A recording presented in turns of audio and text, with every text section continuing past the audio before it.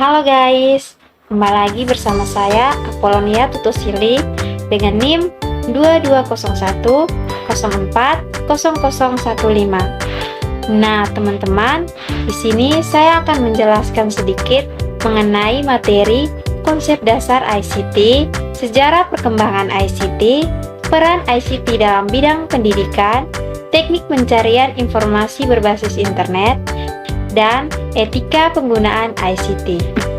Jadi yang pertama, saya akan menjelaskan mengenai konsep dasar ICT. Apa itu ICT?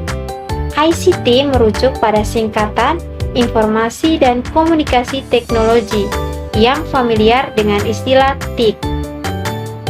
Nah, ICT meliputi teknologi yang digunakan untuk mengelola, menyimpan, dan menyampaikan informasi. Komponen utama dari ICT meliputi perangkat keras, perangkat lunak, jaringan, dan layanan penyimpanan serta komunikasi. ICT menjadi pendorong utama dalam berbagai aspek kehidupan, seperti bisnis, pendidikan, kesehatan, dan pemerintahan. Nah, teman-teman, kita masuk pada topik yang kedua, yaitu sejarah perkembangan ICT. Nah, sejarah perkembangan ICT muncul pertama kali pada tahun 1837, yang perkembangannya semakin pesat sampai saat ini. Kemunculannya pertama kali melalui telegram yang dikemukakan oleh Samuel Morse. Telegram memfasilitasi pengiriman pesan secara jarak jauh dengan menggunakan sinyal Morse. Lalu, tahun 1876 muncul telepon yang ditemukan oleh Alexander Graham Bell. Kemudian muncul kembali mesin tik dan telegram yang mempercepat proses pertukaran pesan. Barulah sekitar 1940 muncullah komputer elektronik yang diperkenalkan dengan nama ENIAC atau Electronic Numerical Integrator and Computer. Tujuan utama penggunaan komputer elektronik ini dengan tujuan militer dan ilmiah. Barulah pada tahun 1950-an dan 1960-an mulai muncul komputer yang biasa digunakan untuk kebutuhan komersial. Semakin pesat perkembangannya, pada tahun 1969 muncul internet yang pertama kali dikembangkan oleh ARPANET. Kemudian tahun 1989 muncul www yang memungkinkan akses informasi melalui laman web. Barulah pada tahun 2000-an, kemajuan pesat teknologi digital semakin berkembang. Topik yang berikut mengenai peran ICT dalam bidang pendidikan. Nah, teman-teman, ada 7 peran ICT dalam bidang pendidikan.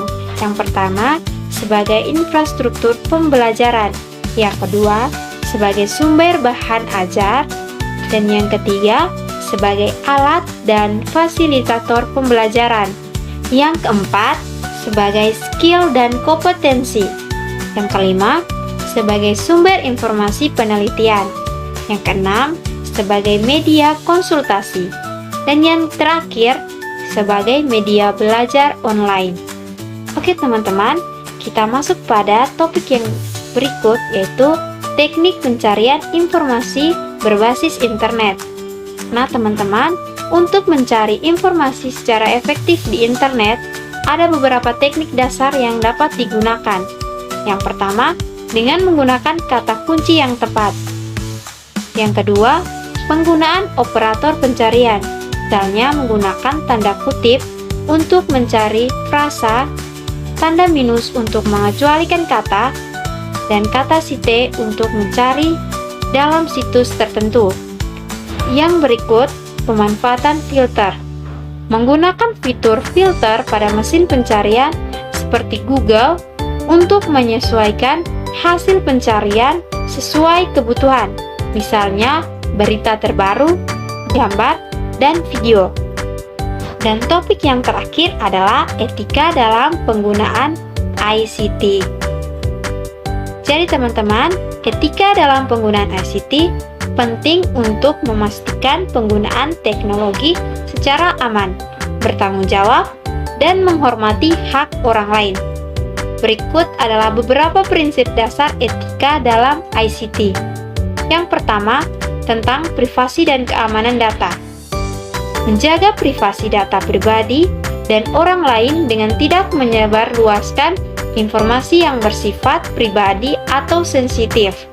Yang kedua, hak kekayaan intelektual, yaitu dengan menghormati hak cipta dengan tidak menyebarkan atau menggunakan konten tanpa izin pemiliknya.